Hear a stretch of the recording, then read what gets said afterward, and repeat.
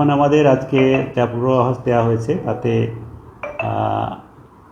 উত্তরবঙ্গের ক্ষেত্রে আগামী 24 ঘন্টার মধ্যে ভারী থেকে অতি ভারী বৃষ্টিপাত 7 থেকে 20 সেন্টিমিটার পর্যন্ত কিছু কিছু জায়গায় হওয়ার সম্ভাবনা রয়েছে। মূলত আমাদের জলপাইগুড়ি, আলিপুরদুয়ার, কোচবিহার জেলার মধ্যে, আর কালিম্পং, দার্জিলিং, উত্তর দক্ষিণ দিনাজপুর, মালদা জেলাতেও এক দু জায়গা করে ভারী বৃষ্টিপাতের সম্ভাবনা রয়েছে।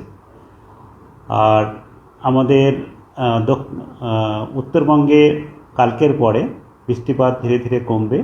আগামীকালও ভারী বৃষ্টিপাত এক দু জায়গায় হতে পারে, তবে বৃষ্টি বেশিরভাগ জায়গাতেই কমে যাওয়ার সম্ভাবনা রয়েছে। কেবল এক দু জায়গায় করে ভারী বৃষ্টিপাতের সম্ভাবনা থাকছে। আর তারপরেও তাই, তারপরে আপনার 7-8 তারিখেও এক দু জায়গায় হতে পারে। 9 তারিখ থেকে আরও উত্তরবঙ্গে বৃষ্টিপাত আরও কমে যাবে। তখন আর ভারী বৃষ্টিপাতের সতর্কতা তারপরে 3-4 দিন পর্যন্ত নেই। দক্ষিণবঙ্গের ক্ষেত্রে যেটা বলা হচ্ছে, সেখানে দক্ষিণবঙ্গে সর্বত্রই হালকা থেকে মাঝারি বৃষ্টিপাত, বজ্রবিদ্যুৎ সহ হবে, এবং বজ্রবিদ্যুৎ সহ এক দু জায়গা করে ভারী বৃষ্টিপাতের সতর্কতা আজকে আমাদের রয়েছে। বাঁকুড়া, বীরভূম, পূর্ব পশ্চিম বর্ধমান, নদিয়া, উত্তর চব্বিশ পরগনা, হুগলি, হাওড়া এই জেলাগুলোতে সতর্কতা দেওয়া হয়েছে। তাছাড়াও এবং বাকি যেসব জেলাগুলোতে রয়েছে সেখানে বজ্রবিদ্যুৎ সহ বৃষ্টিপাতের সঙ্গে সঙ্গে এক দু জায়গায় স্থানীয়ভাবে বজ্রগর্ভ মেঘ সঞ্চয় হয়ে বেশি বৃষ্টিপাত হয়ে যেতে পারে।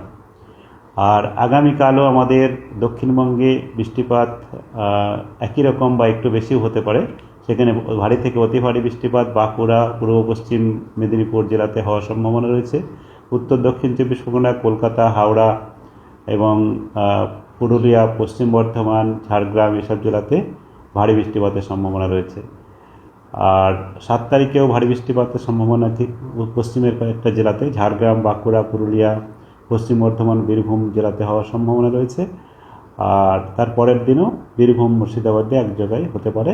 তারপরে বৃষ্টিপাত আমাদের দক্ষিণবঙ্গে কিছুটা কমে যাবে, তবে হালকা থেকে মাঝারি বৃষ্টিপাত অনেক জায়গাতেই হতে থাকবে। কলকাতা তার পার্শ্ববর্তী অঞ্চলে আজকেও আমাদের বজ্রগর্ভ মেঘ সঞ্চার অলরেডি হয়েছে, এবং সেক্ষেত্রে বিভিন্ন জায়গায় বৃষ্টিপাত হচ্ছে। স্থানীয়ভাবে এক দু জায়গায় অনেকটাই বৃষ্টিপাত হয়ে যাওয়ার সম্ভাবনা রয়েছে। আর হালকা থেকে মাঝারি বৃষ্টিপাত আমাদের কলকাতাতে এবং আমাদের উত্তর কলকাতা বা আমাদের মালদা দমদমের দিকে, যেটা আমাদের উত্তর চব্বিশ পরগনা জেলার মধ্যে আসে, সেখানেতে ভারী বৃষ্টিপাতের সতর্কতাও রয়েছে।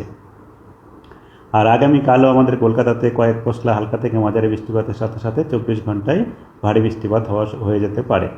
তারপরের দিনও এক দু পশলা বৃষ্টিপাত থাকবে। 9 তারিখ থেকে বৃষ্টিপাত হবে, তবে হালকা বৃষ্টিপাত হওয়ার সম্ভাবনা বেশি থাকছে। এই হচ্ছে এখনকার আমাদের পূর্বাভাস। মূলত এখন আমাদের একেবারে শুষ্ক আবহাওয়া যাওয়ার সম্ভাবনা নেই।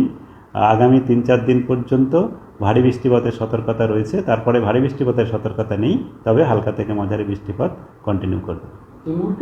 আরো ভালো ভালো খবর দেখতে সাবস্ক্রাইব করুন বাংলা হান্টের ইউটিউব চ্যানেল। বাংলা হান্টের আরো খবর দেখতে নজর রাখুন। বাংলা খবর মানেই বাংলা হান্ট।